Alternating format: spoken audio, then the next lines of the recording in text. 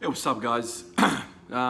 Literally, it is almost 4 o'clock in the afternoon, and I've just basically woken up an hour ago from my sleep. I had a night shift last night, and I managed to kind of almost lose my voice as well. So that's why I sound a little bit weird this morning, but this afternoon. But yeah, shitty sleep, shitty food, shitty everything. Boo-hoo, it's life, whatever. I'm used to it. I've been, working at a hospital as a nurse for 10 years now, so, I've come used to the ups and the downs. But clearly it's not the most optimal thing for training and for recovery and all that stuff. We all know that. But yeah, just feeling really excited to train, feeling blessed. One of the things about my job is that, I don't have to look very hard to feel inspired, to feel motivated, to feel like life is short, to feel like I want to get after it and do more sets, more reps, in every aspect of life. So, I don't know if you guys have watched The Last Dance by, the Michael Jordan Chicago Bulls documentary, but, I've followed basketball all my life, and, I thought I knew about Jordan's story pretty well, but I learned quite a few things in The Last Dance, and, one of the things that really struck out to me was the guy was he had a champion mindset, and he looked for any freaking excuse, anything to motivate him. So that's an important thing to realize, is that, you have a goal in mind. We're all kind of motivated people if you're into this type of thing and you're training or whatever. But whenever you can find some extra motivation to get you kind of extra excited, extra oomph, to your performance, to your training, you should look for it any way you can. I work as a nurse in a hospital, so I see a lot of people in a bad way. A lot of people that come to hospital, it's their worst day in their life.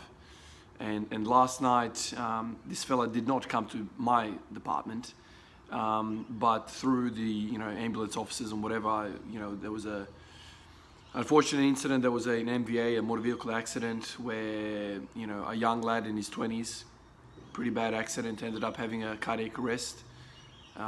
Basically, the heart goes into a really bad rhythm, and I'm not sure what caused that, probably trauma. But essentially he was rushed to another hospital, for life-saving treatment. And so these type of things, when I hear this and when I experience this, through my work,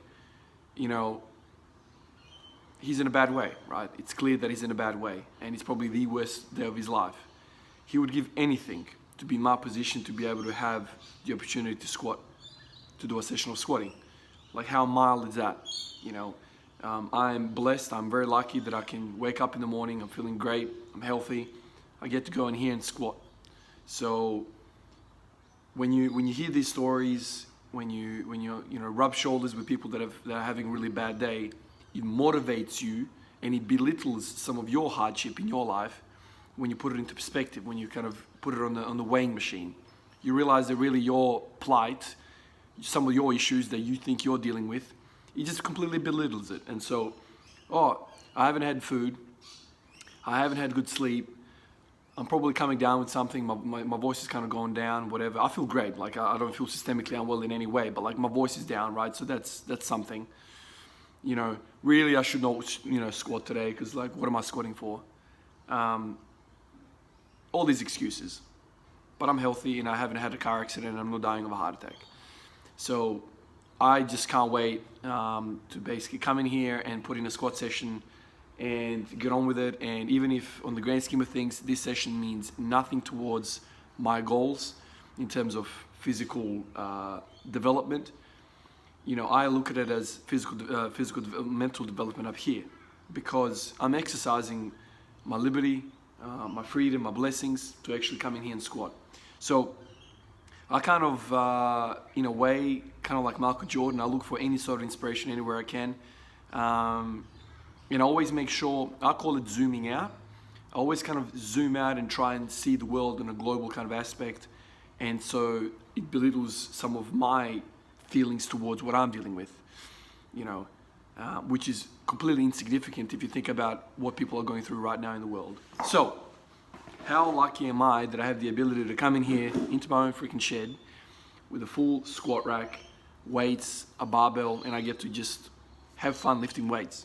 I love lifting weights. Some days I don't feel like lifting weights, but I use some of these thoughts, I use some of these inspirations to get up and go. I'm usually somebody that's pretty self-motivated, that's just my type of character. I never needed anybody to kind of pep talk me up and to get me off my ass. I'm usually pretty self-motivated. But even I kind of, when I'm not feeling up for doing a PR, even I kind of want to, look for something else to kind of to put that little bit of, boost into my step. So, yeah, I'm just feeling freaking blessed, man. Like we're just so lucky, man. So damn lucky. And I realized, some of you guys, most of you guys are not going to be, working in a hospital kind of like me. But I'm sure, like throughout your walking life, you're going to hear stories, meet people, rub shoulders with people who are not doing the greatest, who would love, for squatting a PR to be their toughest portion of the day. So it's just it's a really cool realization to just gonna come into grips with just life in general. I think it's really beneficial to weigh things up. Anyway, so after that little story, basically today's plan is going to be to hit a front squat session. It's going to be a minimal kind of day. I just want to come in here and do that. A few hours. It's going to be basically night time, dinner time, and then try and get back to bed, trying to restart my clock. So going to be a quick session today, usual kind of thing. You guys know what I'm about to do. Work up to a heavy squat max with a whole bunch of 20 sets in the warm-ups and just see how I feel, just put in some damn work. All right, guys, let me hit this bar.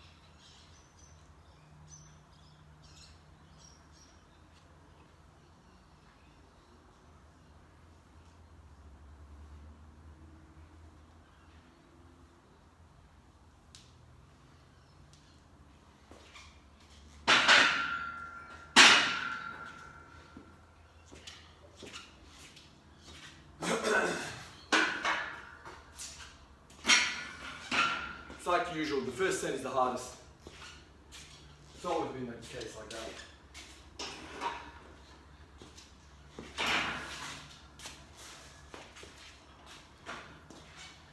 The moment I finish the first set and I get the lines working, a bit of a pump, even with a bar, man, I've got a pump in my quads now. The moment I get that kind of into me, some heavy breathing, some oxygen debt, bit of a quad pump, the juices are flowing, I feel ready to train. It's often the first step that's the hardest step in life, whatever endeavor you're in. Make the first initial step, and then you got momentum from that point on. It's the breaking of inertia, both mentally and physically, that's the hardest. Once the thing starts rolling, you're good. But yeah, never forget how lucky you are that you'll be able to train every day or whatever frequency you guys are doing. We're blessed, man. I think it's a really healthy thought process to actually have, to think about people who are in the worst positions as us. Not to feel, not to be a spoiled brat and just be like, damn, man, look at me, I'm squatting weight. I also think it's really important. I can squat almost 200 kilos. you know, like I don't want to say you should feel satisfied with where you are in life and whatever, but I think it's okay to say, you know, look back and be like, man, I've come a long way. You know, from squatting 40 kilos to squatting 200 kilos.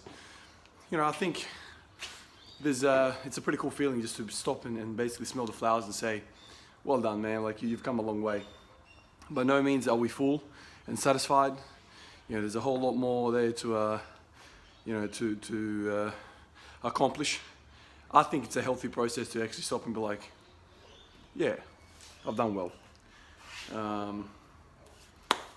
And just actually stop and be like, I'm very lucky. That's another thing I've been talking about in this video. I'm very lucky, man, like come on. You know, there's all sorts of, you know, people with poor luck in life. All right, that's 40 kilos. Let me hit this for 20 as well.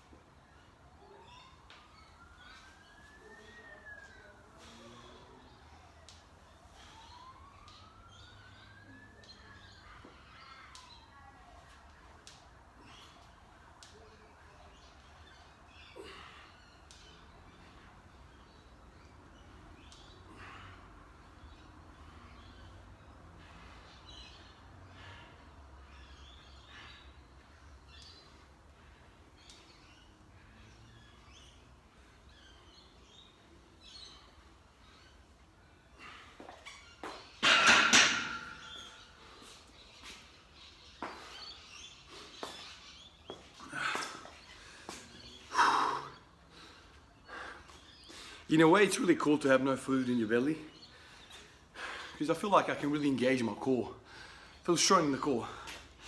The only thing is I don't have a lot of fuel. I don't have that spark, you know, that glycogen feeling. Like I don't feel like my pumps are as pumpy, if you will, as when I've got food in my belly.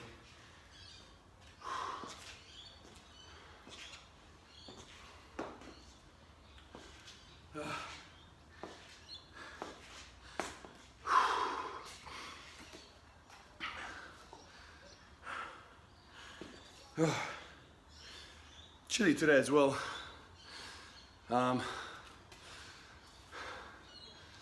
Which is kind of so much easier than when it's hot. When it's hot, man, huffing and puffing.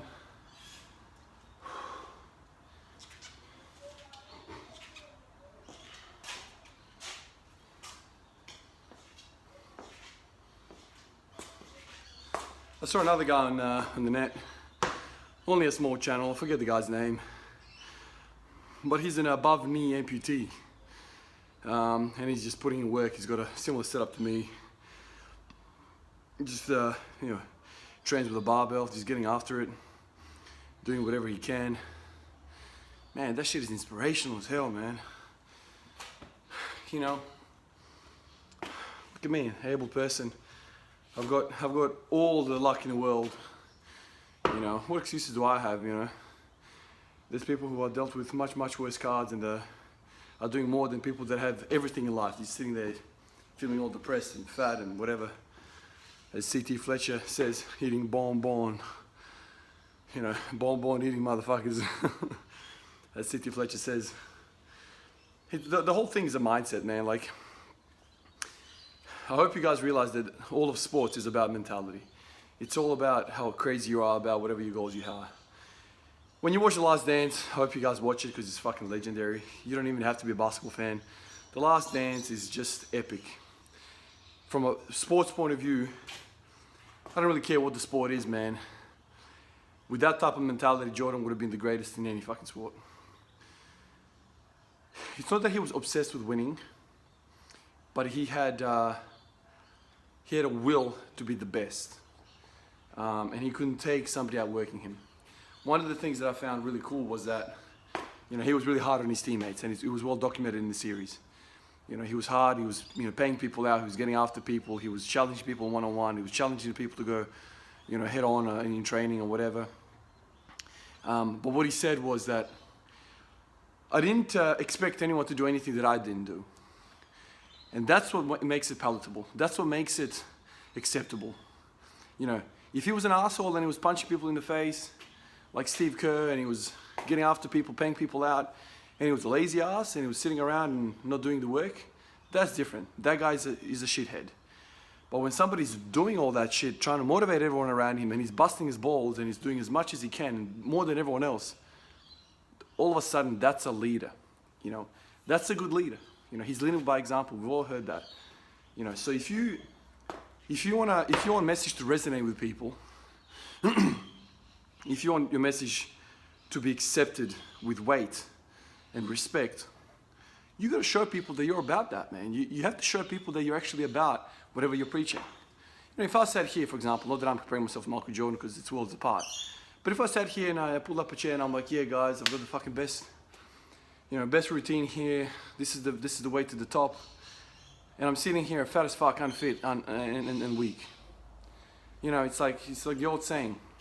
You know, would you go to a fat person or trainer and give him top money for training? If what he knows is so good, why is he in a bad position?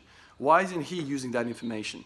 You always have to ask yourself that. It's kind of like when people say, never trust a skinny chef. It's kind of along those lines. Like, if somebody has a lot of information, and they are trying to sell that information or trying to get the information out, but they're not benefiting from that information themselves, there has to be a question mark. You know, when people know everything about money, but they're poor as fuck, it's like, where's the disconnect? Where's the disconnect? You know, I know everything about bench press, but I can't bench press. That type of shit.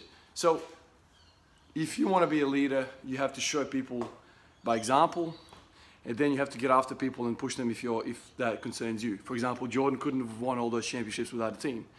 You know, Scottie Pippen was a beast, easily, you know, top 50 player, maybe even top 20 player of all time. I'm not sure. Haven't given that much thought. But he was an all-class player, all-world player.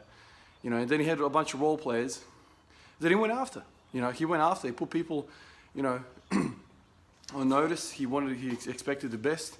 And he went after it, and like, I respect that, and yeah. So that's how I think about these things, man. Like, it's all a mental game. It's all how you prepare yourself mentally. In soccer, like, I also follow soccer. You know, I don't know if you guys remember a player by the name of Gattuso. He was an Italian international, played for AC Milan, played for some other clubs, I think, as well. But he was a pit bull, man. Like, he was this, you know, not skinny, but he was a short guy, like in the 5 feet range, kind of short guy, had a tank on him like you wouldn't believe. He could run all day, and he got after people, man. He would chase people down, he would track people down, he was more of a defensive kind of midfielder. So he would, like, you know, run across the field and like pressure people and all that.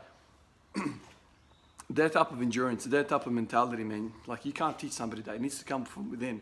He was so freaking driven. He covered ground, he pressurized people. People always worried about him on the pitch. When he was out of sight, people were worried. Because, you know, not only did he get after you, but he would, like, physically get after you and, like, smash you. And then you look at Michael Jordan, how psychotic he was, and then Zlatan Ibrahimovic, another player that I admire and follow, cocky as fuck, whatever, but performed, right? You can be cocky when you're a performer. Being cocky and when you're shit, you're just a loser.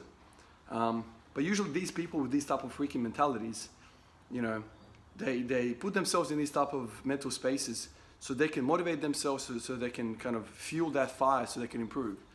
I'm not saying you need to be a cocky bastard or do what Michael Jordan did, but you need to work yourself out in your psyche. What makes you tick? And you need to put yourself in that space, and you put it on repeat every day, whatever it is. If you have to listen to C.T. Fletcher, if you have to listen to some, you know, awesome, inspiring motivation talks, whatever the case might be, you need to work out what fuels your fire and just put that shit in.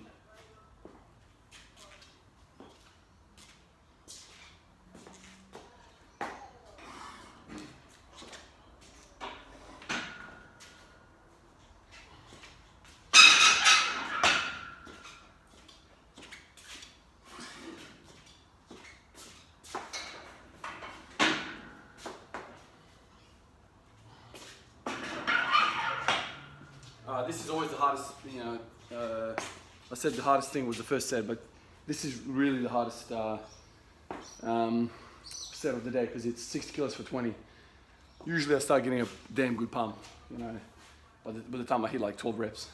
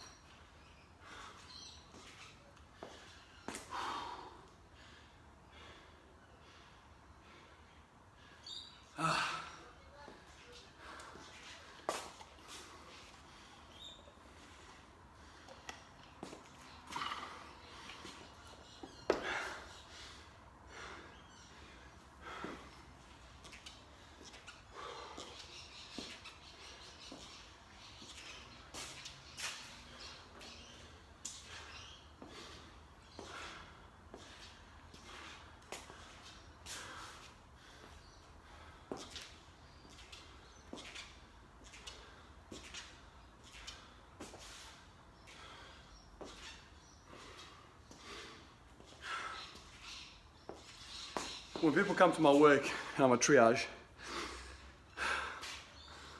and I say to them, what's your pain score out of 10? 0 being nothing, 10 being the worst. People give me a number, whatever the case might be. The thing about pain scores, it's all about subjectivity. It's all about scaling the worst pains you've had in your life and comparing that to the current state. So if you've given birth, if you've been shot, or if somebody's chopped your leg off, something along those lines, and you come to me at triage and you've just fallen and hit your knee, and I say to you, what's your pain score? The likelihood is you're gonna say to me, oh, it's mild, man, like 1, 2, or 3 or some shit like that. But if you've never given birth, been shot, or have your leg ripped apart, and on that day you've come to me and you've fallen and you hit your knee, the chances are you're gonna say, oh, 7 or 8. It's pretty bad, man. Like it's throbbing, it's sore. So your previous experiences dictate how bad today is. If, for whatever reason, you have lived a sheltered life, you haven't trained, you haven't done anything difficult in your life, you haven't had any hardship in your life, everything is going to be more difficult. People that have been through shit in life, pain, suffering, you know, bad luck in life, any type of bad luck, any type of suffering, lost loved ones, been through war, being a refugee, you know, being an addict, all this sort of crap. You've been through hardship. That shit is also a benefit to you in terms of how strong you are as an individual. So when I put weight on your back and I say to you, squat for 20, you know, when you get to 15, it's going to be uncomfortable. But when the guy who's never done anything in his life and hasn't felt any pain gets to 15, he's going to be like, this is fucking, I can't push anymore, I'm done. Because the way the mentality and psychology works, psychiatry works, is that it's all kind of like comparative and reflective of your previous endeavors, previous experiences. That guy that's been through agony and back and whatever, at 15, he's like, this is fucking all right, man, compared to the shit I've been through. And so what I'm trying to get at is, it's not a coincidence that a lot of these NBA stars, NBA players, come from absolute slums, comes from the streets, come from gang banging, drug dealing, just a rough type of life. For them, It's not just about basketball. It's about bread. It's about putting food on the table, feeding the mamas and the families and the kids and whatever. So when somebody comes from a really good neighborhood with a really pretty degree in education, you know, mommy and daddy's paid for everything in their life, and he's going against a guy who's off the street and hungry, it's not a contest. So I'm not saying that you should go out and just start selling drugs even if you don't have to, and start gang banging even if you don't have to. If you've been fortunate enough to be given really good cards in life to start off with, the least thing you can do is do something to challenge yourself. Put yourself in some sort of discomfort. Have some sort of battle in your life where you have to prove yourself, you have to work for it. Because if you continue just to receive shit without any work, you're not going to be strong up here, and you're never going to outperform the guy who's hungry. So I always said to people around me, our life is really easy right now. It's super easy. I know we've got coronavirus happening and all that. Yeah, we're all a bit, you know, but this is nothing. This is nothing compared to what it could be. So the least thing you can do, I find the easiest thing to do is actually physical, some sort of exercise. But come in here and have some sort of displeasure in your life every single day, because that's going to rejig your compass, your life compass, your weighing machine in life. And you're going to basically see that when the boss yells at me, or when the boss says to me, you need to stay over 30 minutes at work for whatever reason, it's not so bad. Because I had to deal with the 20 rep squat program today. And that shit was tough. And that shit, it was hurting, and I was huffing and puffing for like 15 minutes afterwards. That has kind of calibrated my scale to pain and agony.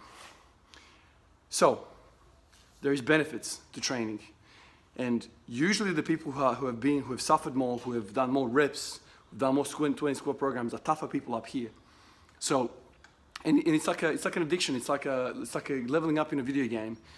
The more you do that, the better you get at it. So, in a couple of years' time, if I continue putting myself in a lot of displeasure, this pleasure is not going to be foreign to me. This pleasure is going to be welcomed to me, because I know that's a building block to success. Nothing comes out of comfort, really. If you think about it, nothing comes out of comfort. If you want to become a doctor, you need to spend a whole lot of sleepless hours reading books and studying and getting ready for exams. If you're trying to build a business, the chances are you're going to spend a lot of hours trying to get it off the ground without a single dime initially coming in. Whatever the case might be, you're going to have to put in work. It's going to be uncomfortable. You're going to have some sacrifices on the side. You won't be able to go with your friends, with your girlfriend, whatever the case might be. You won't be able to do any of that. Sacrifice, pain, discomfort. These are some of the things that are necessary for things to get along. So squatting every day just gives me the ability to come here every day and feel some sort of discomfort. Now, you could do something else. You can go for a hike. You can do reading. I mean, whatever the case might be, whatever causes you, challenges you, you can do that. I just think it's very necessary to have some discomfort in your life, because it's going to make everything easier in life.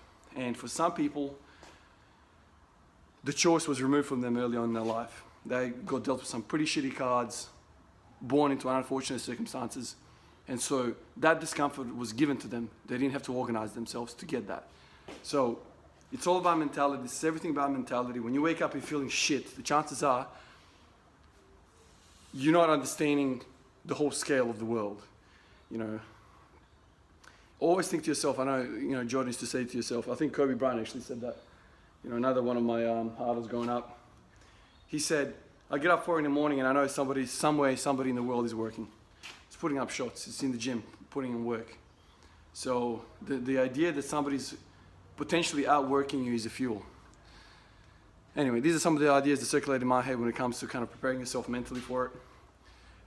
This is why the Eastern philosophy of training, the Eastern science of sports science kind of attracts me, because for the most part, the Eastern guys are just nuts. The Eastern guys, you know, Soviet bloc, the Eastern bloc, you know, Soviet Union, very hard conditions. Communism is a bitch. You know, there's no luxury lifestyles. They're all tough.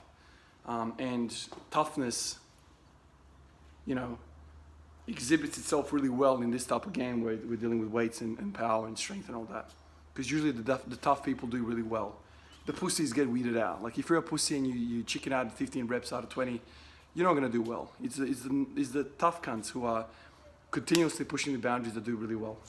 Anyway, I'm talking my ass off here. I need to get back to squatting. So let me put 80 on the bar and we'll do that for 10.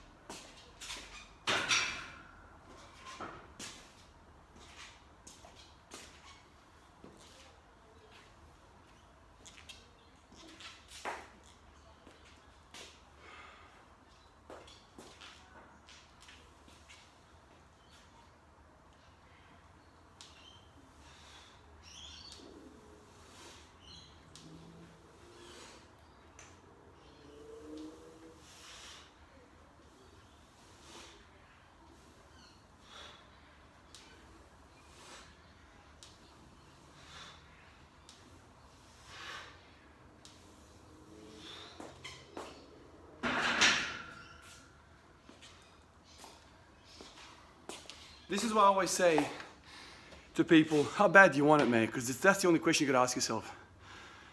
If you want it so damn bad that you want to put a lot of agony and a lot of discomfort into your life, for the chances are you'll get it.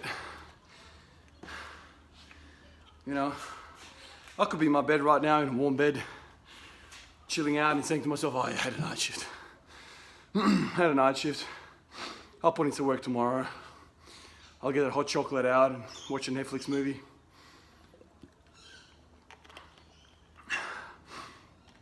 And the weird thing about all this is that when you come down to it and you precipitate that to the finest element, luxury takes away things from you. You get weaker with luxury, and you get tougher with discomfort. It's really ironic because everybody tries really hard in life to make life easier for themselves, but the truth of the matter is, it's not what it seems. Life should be hard. Life should be painful, because that's really the essence of feeling alive. You know, I've heard so many people about falling, you know, I work in emergency, like I said to you guys. So many guys retire, and within 6 months, man, like within 6 months to a year, they have a heart attack or a stroke. Why? Because if you're somebody that retires to nothing, you know, you quit your job and you worked this job for 50 years and now you got jack shit other than sit home on your couch and watch TV. You become inactive, you get, you know, more and more fit. At that age, that's deadly. You're sleeping, you're watching movies, you're inactive, you're not doing anything. You don't have a hobby, nothing that drives you. You're basically sitting around and waiting for death. And a lot of the times, people come to ED with heart attack symptoms, something like some organ fails because of inactivity. I've said this before. Bruce Lee says running water never goes stale. This is the very essence of it. We need to move, we need to have pain, we need to have discomfort, and we need to work hard. Those are the things that keep us healthy. When people snap their hips, mostly the elderly type of people, right now, you know, surgeons do a hip replacement, put an artificial kind of joint in, and the following day we get them out of bed and moving with a physio. We load them up with drugs, we take away the pain, and we get them working around the ward.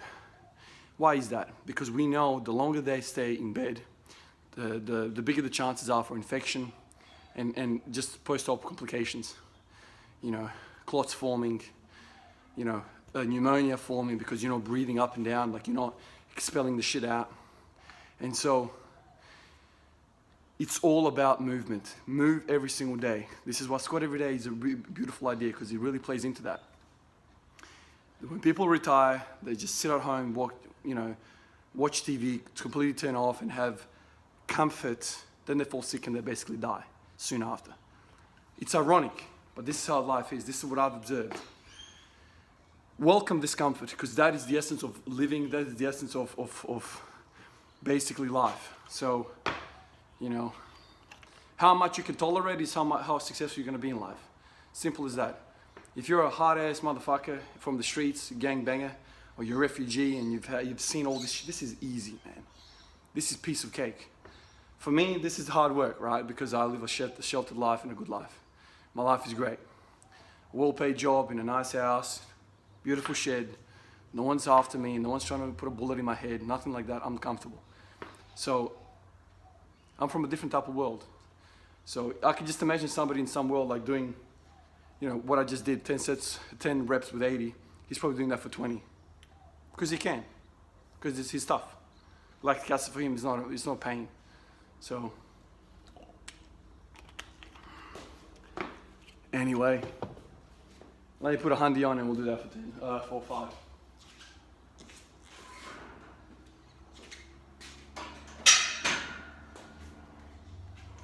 Actually, let's do it for 10. Why not? Let's do that shit for 10.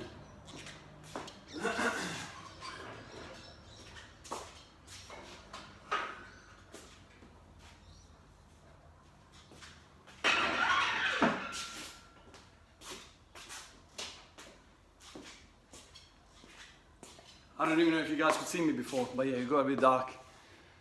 I put 100 on there. The plan was for 5, but screw it. I've kind of motivated myself. I don't know if this is this chat is motivating you guys, but screw it, I'm gonna do this for 10. Sometimes when I talk out loud, it actually motivates me as well. So usually I do this for 5, I'll do it for 10, and then I'll do 120 for 5. I think it's time to kind of, you know, get the weights up. I think it's getting a little bit easy, so do this for 10. It's gonna be heavy, but let's do it.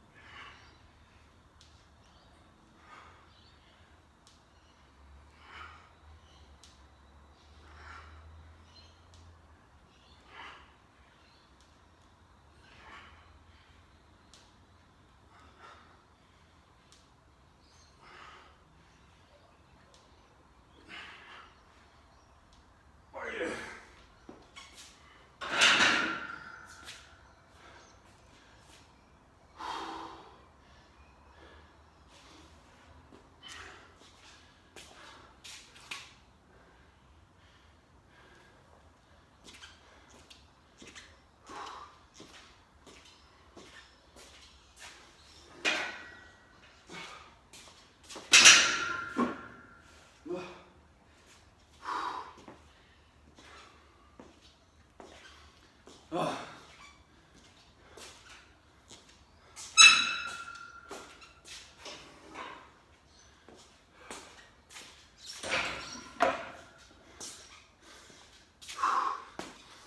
Sometimes when I'm mid-set, my mind runs off with different things and I lose count. I hope that was 10. Oh man, gotta repay that oxygen debt now.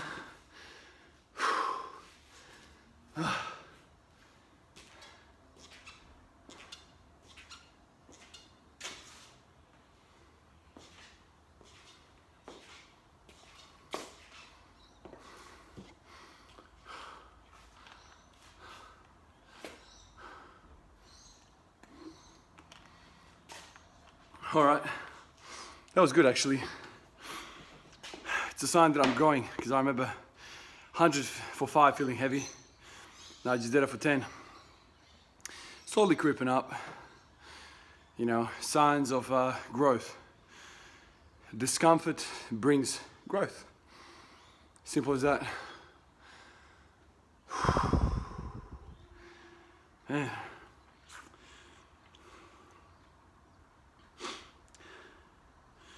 My favorite thing about front squatting is the quad pump, man. I said this before. I never used to get quad pumps. The only thing I used to pump my quads, in fact, was, you know, doing leg extensions. Leg extensions, yeah, I always get mixed up with curls. Leg extensions. That's the only time I used to feel the leg pump. Because I don't do enough volume, man. Guys, if you take anything from me, do volume. And I'm not talking about volume at 80%, volume at 70%. Do volume like at 50%.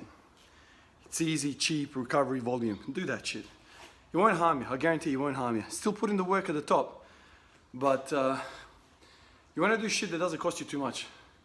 Cheap recovery. Dude, how much? If you think about it, come on, dude. Like, how fucked up can you get with 50% weight? You know, obviously you can take it to the nth degree, but do it to the point where you feel a little bit of a pump and you stop. Why not? Why not do that? It's cheap. I do this almost every day and like, I'm not sore. My quads seem to be growing day by day. You know, I feel stronger day by day. So, if you take it from me, man, just put some volume into your squats. Especially if you're doing it not every day, man. If you're doing it once a week. I actually feel sorry for you, man, because you got to do a shit ton of freaking volume. And I remember those days, man. Screw that shit. Man, like 2-hour leg sessions and like 50 million squats. And then lunges and leg extensions, leg curls. I don't remember the bro split. No wonder people don't like leg day, man. Fuck. I spread them out every day. Squat every day is the easiest, man. Bite-sized pieces, you know, you can manage that. All right, 120. Let's hit this for 5.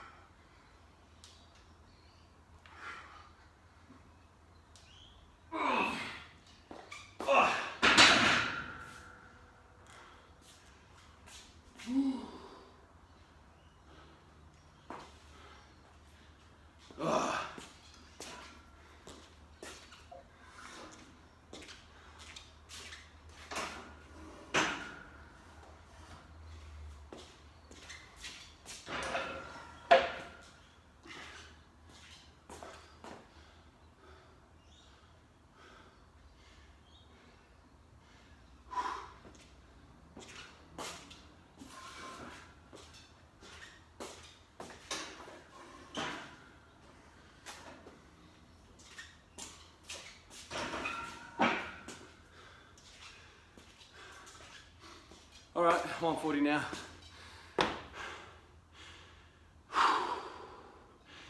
All right, probably just hit this for 1 still. You know, I've upped 2 of the sets up, so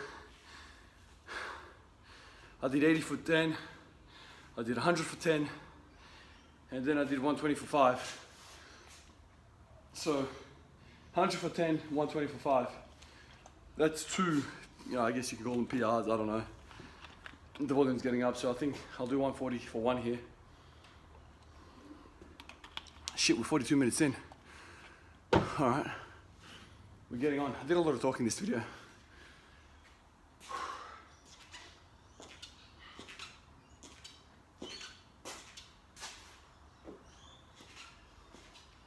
All right, 140 for 1.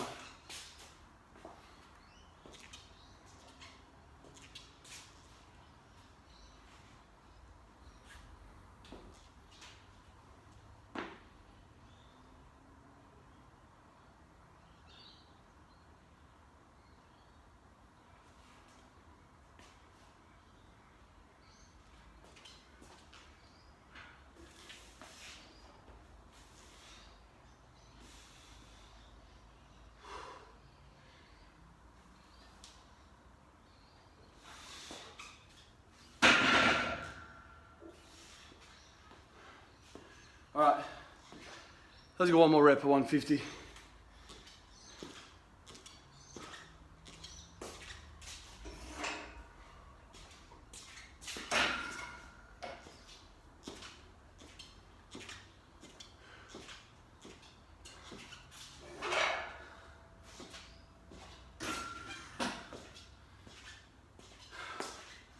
I'm so accustomed to loading my body for like, you know, near maximum lifts that like I don't really feel anything about it. Like I just get on with it. To me, the most anxiety I feel about training is the warm-up sets where you have to, you know, grind out, like not grind out, but like do endurance stuff where you're huffing and puffing. I feel like huffing and puffing is a lot more difficult than, you know, bracing yourself for 1 lift. It's so easy, you know. Once again, it's the mental side. Marathon, you know, marathon runners, that's a long time of feeling uncomfortable, which is why a lot of people don't do it. Which is why a lot of people do it, because it's mentally challenging and you feel endorphins like crazy afterwards. You know, I've got some runners around me, and the endorphins release that you get after finishing a big run is incredible. You know, because you've put up with agony, discomfort for such a long time, you know, 42 clicks, you know, with half marathon, like whatever they end up doing. You're uncomfortable for so long, you're sucking in for so long, when you stop and you relax. The absence of discomfort is beautiful, man. See, that's happiness. How do you define happiness? The absence of discomfort. The absence of pain. That's when you know you're happy. If you never have that shit in your life, you're never going to be happy. You got to put yourself in these situations. I remember watching a documentary once. They talked about treating major depression, clinical depression, with, you know, cold therapy, like putting people in like freezing showers for like 5 minutes at a time, making people like swimming frozen lakes, you know.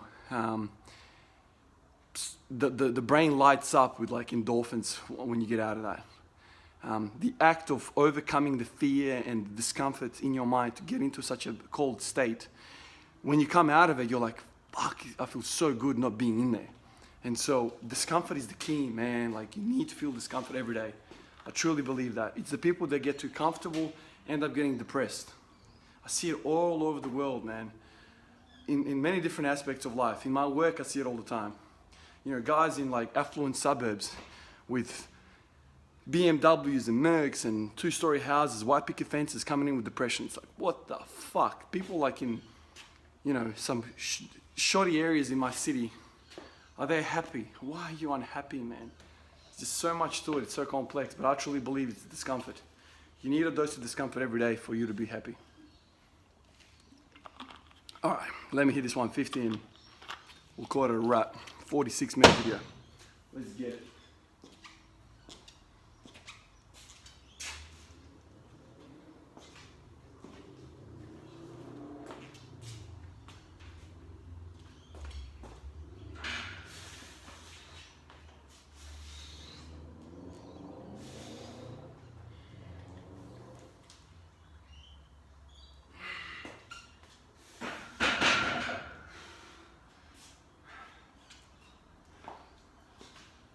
Bang, done, 150 for one. There's the session today. Hope you guys enjoyed this video. I hope you enjoy the videos like this where I speak my mind on various different topics, whatever I'm feeling on the day. Hope you have some value out of this.